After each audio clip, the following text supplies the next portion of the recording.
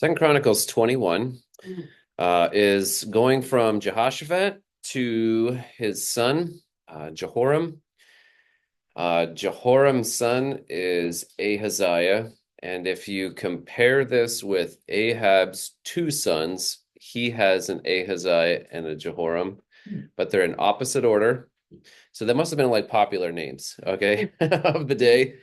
Um, and Ahaziah is, or Jehoram is married to Athaliah. So we know Athaliah as likely Jezebel's daughter. We're not told that, we're told that Ahab is her dad, but assuming she acts like Jezebel, and this passage will confirm that. But if you were Jehoram, he's going to remind you of Ahab, okay, even though he's a Judah king. So Asa serves for 41 years, Jehoshaphat 25. They overlap a little bit.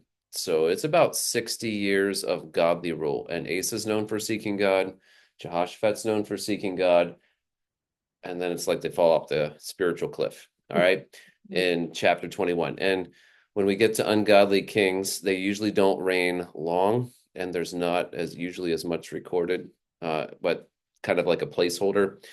So there's a short chapter here in Second Chronicles 21. And so we have Jehoshaphat, the end of his reign, and him choosing a successor. So we briefly last week brought up this idea, going from blessed to judged is the title, and which is harder to achieve with a group or team, an organization, unity or chaos? And how quickly you may have been part of a group meeting or a family gathering, hopefully not a church business meeting, that went from stable unity to chaos in just one comment, and then things blew up. Godliness is so unnatural to humanity because we all struggle with our flesh, and ungodliness is so natural. So you look at people around us who don't have God in their life, and their life is characterized by chaos. The natural man is the chaotic man, is the unstable, is ungodly. And we expect this from the natural world. And so when God calls us out of darkness into his light, he gives us stable ground. He calls us, the psalmist says, sets our feet on a rock and establishes our goings. So he is the reason that we have stability in our life, and how quickly our kids, our grandkids, and even us at times can walk away from God, and how quickly our lives can look like stability to chaos in just minutes, days, weeks. So we have to fight and guard and teach and obey and discipline ourselves to maintain our walk with the Lord. One really foolish, selfish day of our lives can ruin us and those around us. I've told my kids as they are driving and with friends who are driving, 5 minutes in a car can change your life. With the wrong person doing the wrong things, it can have devastating consequences for the rest of your life. And we all know of people like that. So these are hard lessons to learn, but wise people plan and understand that there is danger around us. Fortunately, we as wise people can learn from other people's mistakes, and we need to learn. So we learned a little bit from Asa and Jehoshaphat's mistakes, a lot from their successes spiritually. And let's see how Jehoshaphat starts the story here and how he chooses his successor. And we'll see if this is wise or foolish. Verses 1-3 of Second Chronicles 21. Jehoshaphat slept with his fathers and was buried with his fathers in the city of David, and Jehoram his son reigned in his place. He had brothers. This is Jehoram's brothers. These are children of Jehoshaphat, and likely from different mothers, because you're going to see two Azariahs, and that likely wouldn't have the same mom that, that named their son. So probably different mothers, as many kings in this time had. Azariah, Jehiel, Zechariah, Azariah, Michael, and Jephthhiah. Shephathai. All these were the sons of Jehoshaphat, king of Israel. Their father gave them great gifts of silver and gold and valuable possessions, together with fortified cities in Judah. So Jehoshaphat's known for one of the wealthiest, stable kings of the divided kingdom, Judah, likely. Largest army, all these fortified cities, many people, and even part of the territory of Ephraim, of the northern kingdom. But he gave the kingdom to Jehoram. And let's see why he gave Jehoram the kingdom, because he was the firstborn. And this is where things start going off. How did David choose Solomon? Well, actually, the Lord chose Solomon. I look back at that. But God chose Solomon, and David agreed with that choice, not because Solomon was the oldest. In fact, the oldest sons of David, Amnon was wicked, and his brother killed him. Absalom was wicked, tried to take the kingdom by force, and Joab killed him. After Solomon was told to be king, another son, Adonijah, tries to take the kingdom by force while David's still alive, and he is eventually killed by Solomon. But there are a number of other sons older than Solomon, and 6 or 7 of those sons are likely in their 30s because they're born in Hebron while David is king. And then he rules 33 years in Jerusalem. So those guys are in their 30s at least. And Solomon's likely a teenager. And so here is a teenage king compared to his brothers who are in their 30s. And David says, Solomon's going to be king. He's not even close to being the firstborn or the oldest, but he's chosen because he's going to build the temple and the kingdom. David's anticipating that he would continue a godly line. If you were Jehoshaphat, you would choose your son that was most likely to seek the Lord. Asa, his dad, Jehoshaphat's dad, seek the Lord and had the death penalty for people who didn't seek the Lord. Jehoshaphat is sending out people in his kingdom, making sure everyone knows the Lord, is going to the law of the Lord, obey the Lord, seek the Lord. And let's look at how old Jehoram is. And surely, and maybe he was a hypocrite. Maybe he was a shyster and just hid his true colors, what he was really like from his dad and everybody else. But he's a 32-year-old man when he becomes king. He's not 16. He's not young like other kings are. He's 32, middle-aged. And does Jehoshaphat not know that his oldest son is destined for wickedness? He's already married with Athaliah. He already has kids because he only lives 8 years, and his son is 22 when he becomes king, I believe.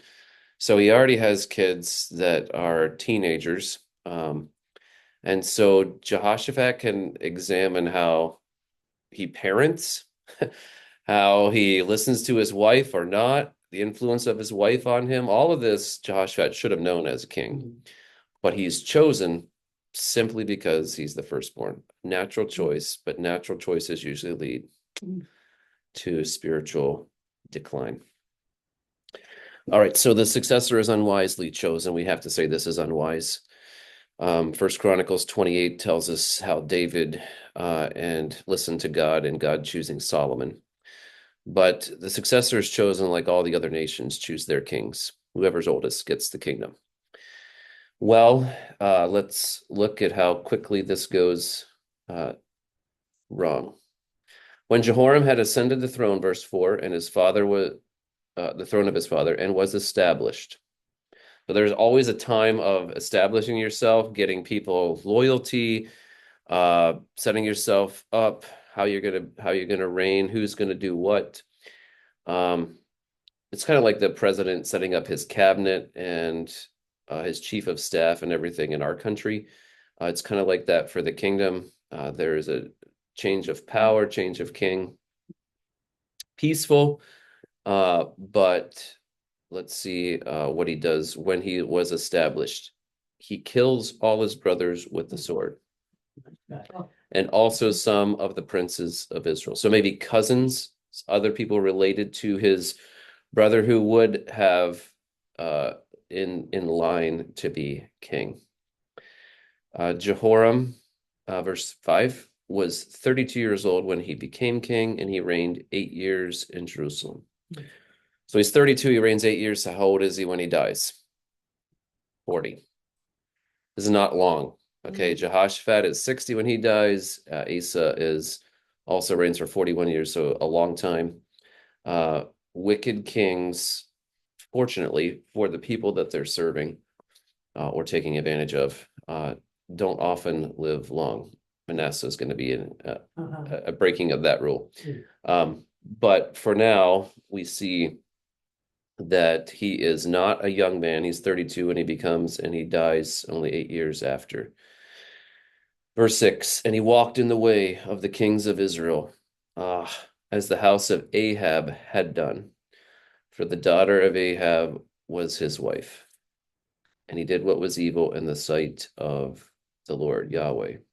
Yet Yahweh was not willing to destroy the house of David because of the covenant that he made with David, since he had promised to give a lamp to him and to his sons forever. So ungodliness, if we could look at this example, ungodliness destroys.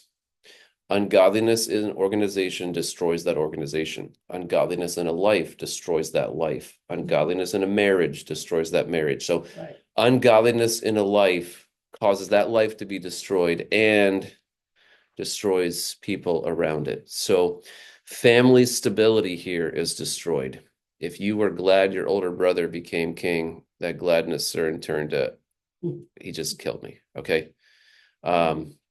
You can't serve your brother if you're dead, but he's looking at rivals. And this is whenever Athaliah becomes queen, she does the same thing, killing her grandchildren.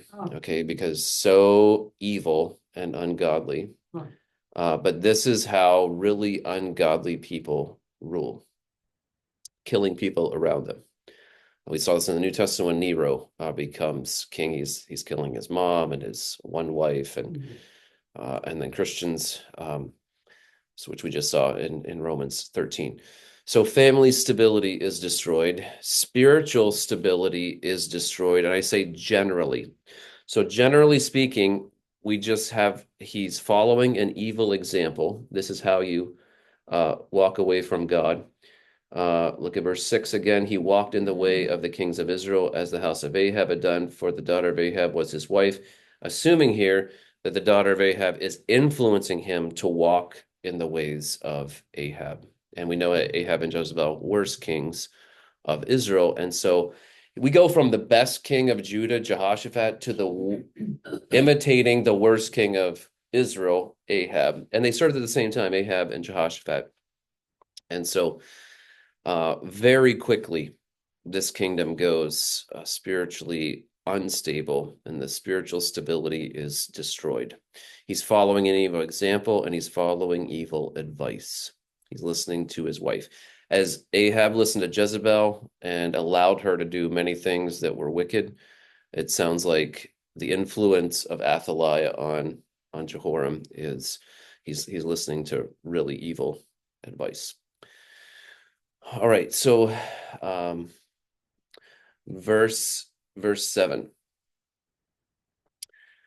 We read it. Yet the Lord was not willing to destroy the house of David because of the covenant that he made with David. So while ungodliness destroys, a good God does not destroy his promise to a godly king. And you can read 1 Kings 11, verse 36 says that when Jeroboam was promised the northern kingdom, the prophet said to Jeroboam, I'm not going to give you all the kingdom because there's always going to be a lamp of David because I'm going to keep my promise to David. So in 1 Kings 11, I think it's also mentioned elsewhere that there's always going to be a lamp for David, and a lamp isn't like a strong light. It's just enough light for one room. But there's always going to be this lamp because of God's covenant with David, the Davidic covenant. So a good God doesn't destroy. All right. So godliness doesn't destroy, ungodliness destroys. All right. You see that. International stability is destroyed in verses 8 to 10. In his days, Edom revolted from the rule of Judah and set up a king of their own. Then Jehoram passed over with his commanders and all his chariots. Now he inherited this massive army from Jehoshaphat, And he rose by night and struck the Edomites who had surrounded him and his chariot commanders. So Edom revolted from the rule of Judah to this day. Remember, there was peace during the time of Jehoshaphat, and mainly in the reign of Asa. God has those kingdoms giving money, tribute to Jehoshaphat at least, and they don't want to give tribute anymore, so they have to be ruled by force. At that time, Libnah also revolted from his rule. Why? And the reason that those kingdoms around Jehoshaphat and Asa were stable is because God controlled them. When you forsake God, though, God takes his protection away, and then the ungodly kingdoms are used to judge the ungodly king of Judah.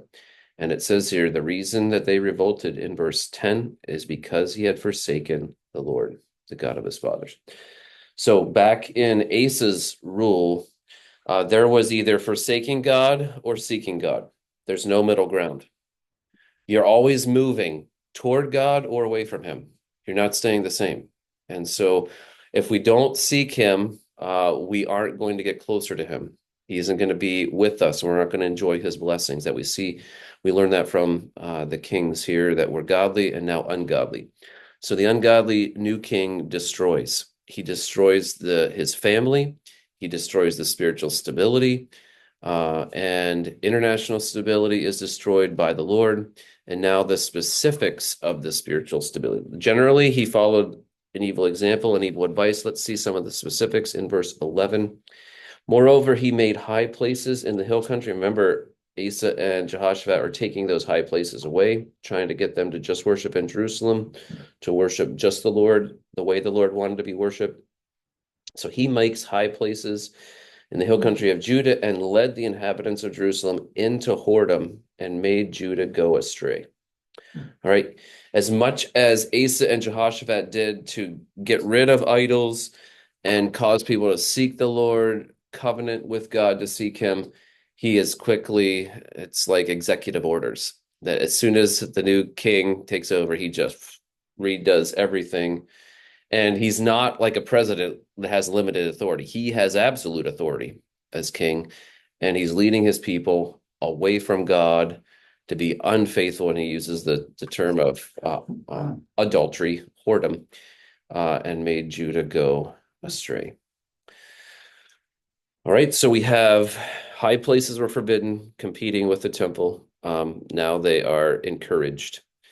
And he's like Israel, Ahab's son, Jehoram, was like Jeroboam, causing people to worship golden calves.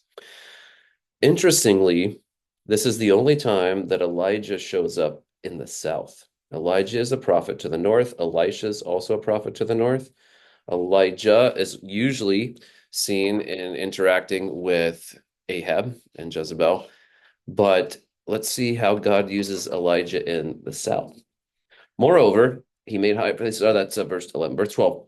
And a letter came to him from Elijah the prophet, saying, and we know about Elijah, this is not the first time we've heard of him, thus saying, thus says the Lord Yahweh, the God of David, your father. You're in the lineage of David, buddy. Okay. This is God who your fathers served. He writes, he wants you to know something. Because you have not walked in the ways of Jehoshaphat your father, or in the ways of Asa king of Judah. Now, if you do the math, he is 32. His dad served for 25 years. So 32 minus 25 is 7. So he knows his grandfather Asa. Okay, he's 7 years old.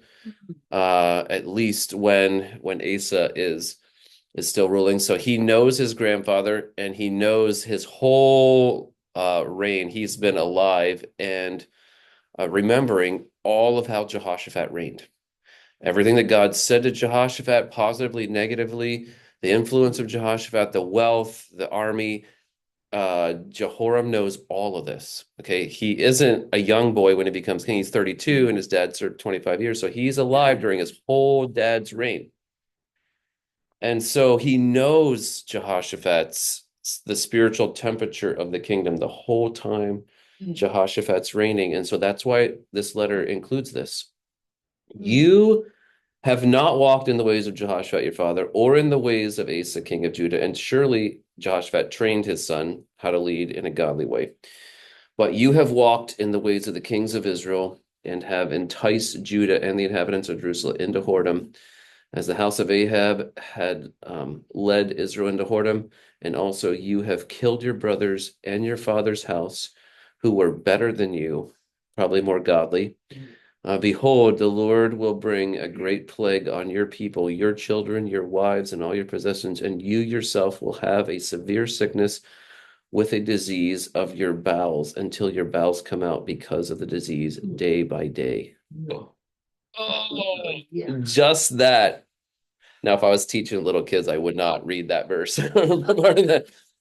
But for adults, when we read that, you're like, that sounds awful. Okay. And it is clearly God's judgment. And when God uniquely judges, I mean, God's ways of judging people are infinite. I mean, how many times does a whale swallow a prophet? One. Like, how many times does a Red Sea open and a whole millions of people walk across, and then 250,000 soldiers and their chariots die? Once. Okay. How many times does this happen? I don't know of any other time. Okay. Um, there's other times that kings are eaten by worms and other things that happen, but this is a unique instance. And when God prophesies through Elijah, when this happens specifically, everyone watching this should say he should not have walked away from God. He knew better.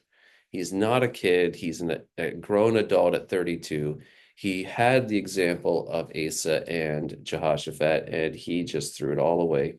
Listened to his ungodly wife, idolatrous wife, listened to his cousins to the north, and followed them.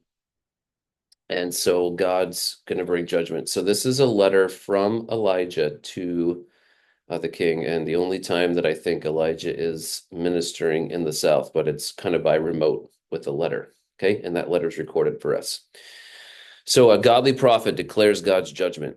You did not follow godly kings, but you followed wicked kings. You led your kingdom into gross spiritual whoredom. Yahweh will judge the people of your kingdom. Yahweh will judge you with awful, prolonged, precise, deadly sickness. And then we expect at the end, God carries out this judgment. God always does what he promises. He does what he promises to David earlier. He does what he promises to this king. So verses 16 to 20. The Lord stirred up stored up against Jehoram the anger of the Philistines and the Arabians. Now, these are the two kingdoms around them to the south, and where Gaza is today, that they were giving tribute to Jehoshaphat, but they stopped giving tribute. And let's keep reading. Who are near to the Ethiopians in the south, and they came up. The Ethiopians were who Asa defeated, that million-man army. So his grandfather defeated the Ethiopians. And when they came up against Judah and invaded it and carried away all the possessions they found that belonged to the king's house, also his sons and his wives, so that no son was left to him except Jehoahaz, his youngest son. So what happens to this guy's army in 8 years? Yeah. I'm going to guess here because we're not told. I'm guessing that the army doesn't want to fight for him. So when there's invaders, the army just says, Jerusalem's that way. They don't fight. They're not annihilated. It's not said that all these fortified cities, everything. It's like the people don't want to protect their king because God wants to carry out this judgment. So the army likely is still, at least most of it's still around. It just is not here because they are indifferent and likely. And we'll see how the kingdom looks at Jehoram as he passes here. And so they take away everything valuable, but it's like they're focused right on just judging the king, and they don't even touch the rest of the kingdom. So they just come execute judgment on him and his family, his sons, his wives, so that I think they left Athaliah. Like when Jezebel was left to Ahab, you're like, if you were an invader and saw this wicked queen, you're like, she's not worth taking. Leave her. Okay. She's not a help to him. It's part of God's judgment on him. But take away everything of value to him, and she likely is not valuable. So the no son was left him except Jehoahaz, his youngest son. And after all this, so God precisely judges him, his family. Verse 18, and after all this, the Lord struck him in his bowels with an incurable disease. In the course of time, at the end of 2 years, his bowels came out because of the disease, and he died in great agony. And his people made no fire in his honor, like the fires made for his father. This is unique because Asa was honored at his death, Jehoshaphat's honored at his death. This guy dies, and they don't care.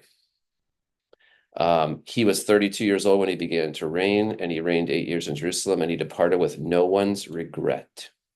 When really wicked people, kings die, it's actually a relief to the kingdom. And it's kind of glad that his reign of terror is over. He terrorized us. God judged him. We can see that. I think Judah and Benjamin, they just let that army come in. They let them take what they wanted. They left and are like, okay, God sent judgment. Now they're watching their king die in agony. And when he dies, they're like, you asked for it, buddy. I mean, you got what was coming to you. And God, and if they knew about Elijah's letter and how precise that letter was, and God carried it out in just a few years, it's remarkable.